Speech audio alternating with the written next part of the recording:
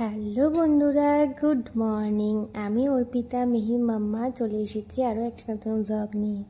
তো দেখো, সকাল সকাল আমার এই গাছটা দেখতে এতটা ভালো লাগে আর মনটা পুরো একদম ফ্রেশ হয়ে যায় একদম। কিন্তু আমার বেডের পাশেই কিন্তু গাছটা রেখেছি। তো দেখো, মিহি এখানে ঘুমোচ্ছে, তো সেই ফাঁকে আমি একটু কাজ করে নিই। চলো, এখানে জলটা গরম বসিয়ে নিই। এখানে আমি একটু গরম জল করে স্নান করে নেবো। নিচে আর নামবো না, যেহেতু এখন অনেকটাই গরম পড়ে গেছে। তাই এরকম মিহির মতনই আমি কেটলিতে জল গরম করলে 1 কেটলি জলে কিন্তু আমার স্নান হয়ে যায়। মানে 1 কেটলি গরম জলে 1 কেটলি জলে স্নান হয় না, গরম জলে স্নান হয়ে যায়। মিহির জন্য করি, আমার জন্যও করি। মিহির জন্য পরে করবো, একে আমার জন্য করে আমি স্নান টান করে সব কাজকর্ম সেরে তারপরে আবার তোমাদের সঙ্গে দেখা করতে আসবো।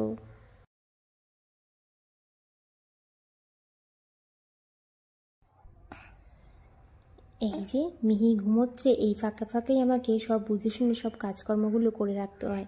আর একেবারে নিচে ওপরে কাজ সেরে তারপরে নিচে যাব, তাহলে অনেকটাই কিন্তু নিশ্চিন্তে থাকা যায়। এই যে দেখতে পাচ্ছ, জলটা মিশিয়ে নিলাম, এরপরে ঠান্ডা জল মিশিয়ে তারপরে আমি স্নান করে নেব। আর এখন দেখো, মিহির স্নান হয়ে গেছে, সেটাই তোমাদের বলছিলাম। মাঝখানে অনেক কাজ করেছি, তখন আর ভিডিও করতে পারিনি। মিহিকে দেখো, এখন তো অয়েল ম্যাসাজ করছি না যেহেতু, তাই জন্য তাড়াতাড়ি করে স্নান হয়ে গেছে। কিন্তু ক্রিম কিন্তু অবশ্যই লাগাবো। তো নিচে চলে এসেছি। মিহিকে কিন্তু এখানে ওর যে ক্রিম বডি লোশনটা সেটা মাখিয়ে দিয়েছি, দিয়ে কিন্তু এখন ওকে একটুখানি চিরুনি করে দিচ্ছি। তো মাথায় আজকে একটুখানি শ্যাম্পু করে দিয়েছি। হ্যাঁ, 2 দিন পরই কিন্তু ওকে শ্যাম্পু করে দিই, যেহেতু মাথায় প্রচণ্ড ড্যান্ড্রফ আছে। আর ওই যে স্পু শ্যাম্পুটা সেটাই কিন্তু ইউজ করি, যেটা ওকে ডক্টর বলেছিল। যাই হোক, দেখো এখন মিহিকে আমি ডাইপার পরিয়ে নেব, তারপরে ওকে ডাইপার র্যাশের একটা ক্রিম কিনতে হবে, সেটাই ভাবছিলাম। আর তোমরা একটু সাজেস্ট করো যে ডাইপার র্যাশের জন্য কী ক্রিম কিনলে সেটা ওর জন্য বেস্ট হবে। আমি কিন্তু একটা ওই পাউডার, তো র্যাশের জন্য যেটা ইউজ করার সেটা কিন্তু করি, কিন্তু এখনও ডাইপার র্যাশ ক্রিম ইউজ করতে শুরু করিনি, যেহেতু গরম পড়ছে আর এখন সারাক্ষণই পরিয়ে রাখতে হচ্ছে। সেটার অন্য একটি কারণ হচ্ছে যে ওর মিহির পেটটা খারাপ করেছে, পটি করছে। কিন্তু মিহি তো বাইরের কিচ্ছু খায় না, ফর্মুলা মিল্ক শুধু, কিন্তু ও এক্সক্লুসিভ ব্রেস্ট ফিডই করে। তাও কেন জানি না পেটটা ওর খারাপ করেছে। তো বাড়িতে সবাই বলছে হয়তো দাঁত উঠবে, তাই জন্য মিহির পেটটা খারাপ করেছে। জানি না, ঠাকুরকে তো বলছি যে মিহির যেহেতু সামনেই অন্নপ্রাশন, তাই আর কদিন যাতে দাঁড়িয়ে যায়, তারপরে যেন দাঁতটা ওঠে। এরকম বলছিলাম, মিহিকে বলছি। এটা তো আর মিহির হাতে নেই, যখন উঠবে তখনই, ওটাও কারোর হাতেই নেই। যখন উঠবে দেখা যাক কি হয়, ঠাকুরের কি ইচ্ছা। তো পেটটা খারাপ হওয়াতে মিহির মুখটা অনেকটা শুকিয়ে গেছে না তো। আর মিহি কিন্তু আগের থেকে অনেকটা রোগু হয়ে গেছে, রোগা রোগা হয়ে গেছে একটুখানি। বাচ্চাদের পেট খারাপ হলে কিন্তু অনেকটা শরীরটা ভেঙে যায়, জল বেরিয়ে যায় তো, যেহেতু ওই জন্য। তো ডাক্তারকে আমি ফোন করেছিলাম, ফোন করাতে ডাক্তার আমাকে অনেকটা মেডিসিন দিয়েছে। মেডিসিনটা অনেকটা দামি মেডিসিন একটা দিয়েছে, আর বলেছে যে ওআরএস যাতে জল দিই, জল ফুটিয়ে ওআরএসের জল যাতে আমি ওকে দিই, যেহেতু বারে বারে পটি হচ্ছে বলে জল বেরিয়ে যাচ্ছে শরীর থেকে, সেই জন্য মনে হয় বলেছে। আর আরেকটা কথা তোমাদের কাছে জানতে চাইছি, এই যে মিহির কাজলটা শেষ হয়ে গেছে, তো শেষ হয়ে যাওয়াতে কিন্তু এরকম হাত দিয়ে পরাতে হচ্ছে ওকে। ডিজাইন করে আর পরাতে পারছি না। ডিজাইন করে পরালে পরে একটু বেশি কাজল কিন্তু লাগে, যেহেতু একদমই নেই, তাই হাতের মধ্যে যতটুকু ওঠে ততটুকুই পরাচ্ছি। আর কদিন ধরে ডিজাইন করতে পারছি না বলে আমারও কিন্তু মনটা কেরম একটা লাগছে, যেহেতু ডিজাইন করে পরিয়ে পরিয়ে একটা হ্যাবিট মতন হয়ে গেছে। মিহিকে ডিজাইনের মতন ডিজাইন করে পরিয়ে ওই রকম দেখতে কিন্তু আমার ভীষণ ভালো লাগে। আবার এটাও তো মায়ের মুখে বলা যাবে না, জানো তো, মায়েদের যে কী জ্বালা, সেই শুধু যারা মা হয়েছো তারাই জানো। এটা বলা যাবে না, ওটা করা যাবে না, এটা খাওয়া যাবে না, এটা দেখা যাবে না, এইরকম। আর সবথেকে বেশি কষ্ট কিন্তু মারাই কিন্তু করে, সে দিদা, ঠাকুমা, পিসি, মাসি, কাকি, মামা, যাই যে কেউই থাকুক না কেন, মায়ের থেকে কিন্তু বেশি কষ্ট কিন্তু বাচ্চাদের জন্য আর কেউ করে না। কষ্ট বলবো না, বাচ্চাদের জন্য মায়েদের যে চিন্তাটা, সেটা কিন্তু অন্য কারো যেরকম হবে, যতটুকু হবে, মায়ের তার একটু হলেও কিন্তু বেশি হয়। তারপরে দেখো, এখানে এই মেডিসিনগুলো দিয়েছে, এরকম জাস্ট মুখটা খুলে জলের মতনই রয়েছে, যেটা নাকি ওকে মুখের মধ্যে দিয়ে দিতে হবে। তাই একদিনে 2টো করে দিতে বলেছে, দেখা যাক যে কতটা কি দিতে পারি, ও খাবে কিনা সেটাও একটু দেখতে হবে। আর হচ্ছে যে কমবে কিনা সেটাও আমি বুঝতে পারছি না। তো তো চলো মিহিকে এখন স্নান ধান করেছি, আগে এখন ওষুধটা খাওয়াবো, তারপরে ওকে কিন্তু স্নান করে উঠে কিন্তু ওকে ব্রেস্ট ফিড করাই, আর ও কিন্তু করেই কিন্তু মিহি কিন্তু ঘুমিয়ে পড়ে। মানে স্নান করলে যেরকম খিদেও পেয়ে যায়, স্নান করলে সেরকম ঘুমও কিন্তু পেয়ে যায়।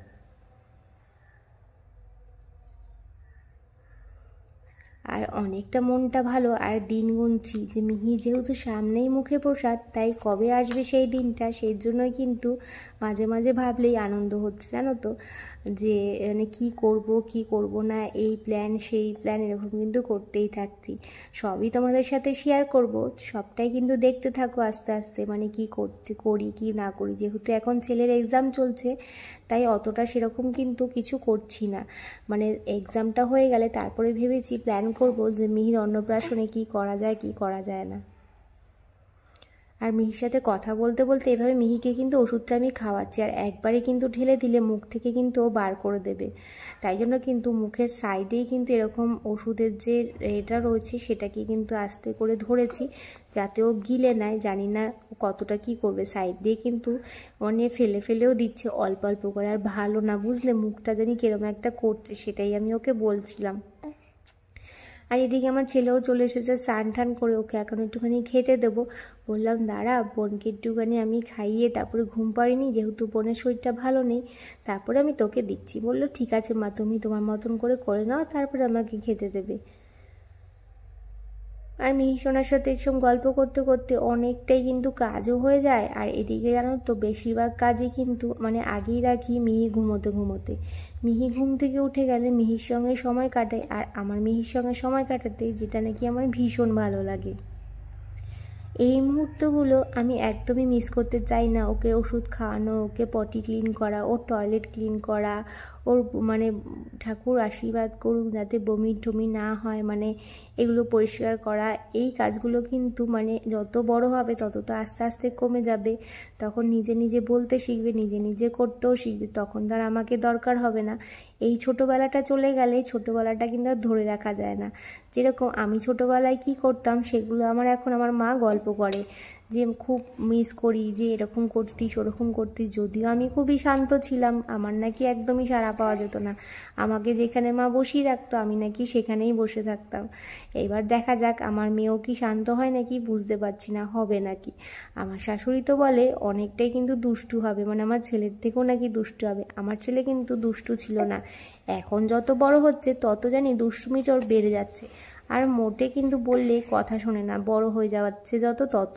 কিন্তু ছোটোবেলায় কিন্তু যেরকম বাচ্চারা দুষ্টু হয়, আমার ছেলে কিন্তু সেরকম দুষ্টু কোনোদিন করেনি, দুষ্টুমি কোনোদিনই করেনি। আর মিহিকে এখন থেকে দেখলে বলতে থাকে ওর ঠাকুমা যে দুষ্টু হবে, একটুখানি হলেও কিন্তু দুষ্টু হবে, যেরকম করতে থাকে। আসলে ও তো বাড়ির সবার ছোট, আমার মনে হয় সেই জন্য ওর একটু আদরটাও যেরকম বেশি, ওর দুষ্টুমিটাও সেরকম কিন্তু বেশিই হবে। আর এই যে দেখো মিহি এখন একটুখানি খেলা করবে, আর টাইমও বলতে পারো। আর এখন তো টাইম নিজেকে আমি করে দিতে হয় না, ওর নিজের টাইমটা নিজেই কিন্তু এনজয় করতে থাকে, আর করেও কিন্তু একা, জানি না কতক্ষণ করবে। আর এইখানে যে দেখতে পাচ্ছ এই যে চাদরটা, এটার মধ্যে যেই লেবুগুলো রয়েছে, পাতাগুলো রয়েছে, ও কিন্তু ওগুলোই দেখছে আর ভাবছে এটা মনে হয় কোনো খাওয়ার জিনিস। এখন তো যাই দেখে চোখের সামনে সেটাই ভাবে খাওয়ার জিনিস, আমি খাবো। জানি না যখন খেতে শিখবে তখন ঠিকঠাক করে খাবে কিনা। এখন তো যা দেখে মুখের সামনে, চাদর, বালিশ, মানে পেন, মানে যা দেখে হাতের সামনে, নোংরা ঠোংরাও বোঝে না, যেগুলো খেতে নেই সবই কিন্তু খেতে থাকে। আর খাওয়ার জিনিস মনে দরকারের সময় তখন আর খাবে না, উল্টে যাবে। আবার জানো তো, আমার যদি চোখের সামনে চলে যায়, ফাঁকা কাউকে রাখতে হবে না, মানে রাখা যাবে না ওনাকে, ওনার সামনে সারাক্ষণ কিন্তু চোখ দিয়ে বসে থাকতে হবে। কারণ এখন এতটাই দুরন্ত হয়েছে, ফট করে যদি খাটের সাইড দিয়ে পড়ে যায়, আমি এই চিন্তাই করতে থাকি। কারণ আমার ছেলে ছোটোবেলায় অনেকবার পড়ে গেছে, আমি এখন সেই আতঙ্কেই থাকি যে মিহিকে কীভাবে রাখবো। একবার ভেবেছি যে বেঁধে রাখবো কিনা আমার ছেলের মতন। আমার ছেলেকে তো আমি বেঁধে তারপরে কাজ করতাম, যাতে খাট থেকে পড়ে না যায়। কিন্তু ওই যে বাদ দিয়ে কিন্তু খুবই মায়া লাগে। দেখো এখন কাঁদছে, এখন আমার কোলে উঠি, তারপরে দেখো ওকে এখন কোলে নিয়েছি, এখন উনি আদর খাবে না, এখন উনি কিছুতেই আর শুনবে না। আর মিহি জানো তো আমার একটু ন্যাওটা হয়েছে। হ্যাঁ, যে যাই করুক না কেন, যে যাই কিন্তু যতক্ষণ নেই না কেন, কিংবাই করুক, আমি যদি পাশ থেকে সরে যাই তাহলে কিন্তু কান্নাকাটি জুড়ে দেয়। মনে হয় আমার ন্যাওটা, জানি না কি হবে পরবর্তীকালে। আর এই জিনিসগুলো আমি কিন্তু খুবই ভালোবাসি, খুবই এনজয় করি, আর আমার ভীষণ ভীষণ ভালো লাগছে। যেহেতু আমি ছেলের বেলা অনেক ছোটোবেলায় মা হয়েছি, তখন অত ফিলিংসটা বুঝতামও না। আর যেহেতু আমার মাই মানুষ করেছে আমার ছেলেকে বেশিরভাগ সময়টা, তাই আমি অতটা ভালো করে বুঝিও। আর এখন যেহেতু আমি বড় হয়েছি, তাই কিন্তু ফিলিংসটা কিন্তু আলাদা হচ্ছে। তো দেখো মিশাতে এখন টিপসটা মানে কাজলটা শেষ হয়ে গেছে, সাথে গল্প বলছি যে আমি আজকে ডিজাইন করা যায় না, করবো না, ডিজাইন আমার হয়ে গেছে, কিন্তু আমি কি খাবো না, করতে গেলে একটু বেশি লাগে। একে সামনে দিতে হবে, তারপর আমার না কি হয়েছে রে বলি, সব কিছু আগে আমার মেয়ে, তারপরে আবার সব কিছু। আর হ্যাঁ, শুধু মেয়ের কথা বলছি কেন, আমার খেতে খেতে অনেক বেলা হয়ে যায় এখন। তারপরে আমার ছেলেকে খাওয়াতে হয়, খাওয়াতে হয়, তোমরা দেখেছো যে খাওয়াতে হয়। আমার ছেলে কিন্তু একদম হাত দিয়ে খেতে চায় না, মানে খাবে না, খেতে পারে কিন্তু খেতে চায় না, আর বলে মা তুমি খাইয়ে দাও। আমার ছেলেও কিন্তু বলতে নেই, যেরকম আমার নেওটা কিন্তু সব থেকে বেশি কিন্তু আমার মা ওকে ভালোবাসে। যদি আমার ছেলেকে ভালোবাসে, সেটা আমার মাই ওকে ভীষণ ভালোবাসে, সত্যি কথা বলতে। আর এখন দেখো মিহির বাবিয়া ওকে একটুখানি ওআরএসের জল খাওয়াচ্ছে। আমি ওকে বললাম যে একটুখানি খাইয়ে দাও, দেখো যাতে মুখ দিয়ে না ফেলে দেয়। তো বলছে যে মুখ দিয়ে সাইড দিয়ে ফেলে দিচ্ছে, আমি তো পারছি না। আসলে অরূপ তো এইসব কাজ কখনো করে না, তাই অতটা কিন্তু ও ৮-৭ ভেবে করতে পারে না। তাই আমি বলেছি একটু অভ্যাস করো যাতে ও খায়। তাই বলছে আর খাচ্ছে না, পেটটা ভরে গেছে। তো এইভাবেই সারাদিন আমাদের মিহির সাথে কিন্তু সময় কেটে যায়। ও ঠাকুমার বলো, বাবার বলো, আর আমার বলো। তো চলো আজকের মতন টাটা।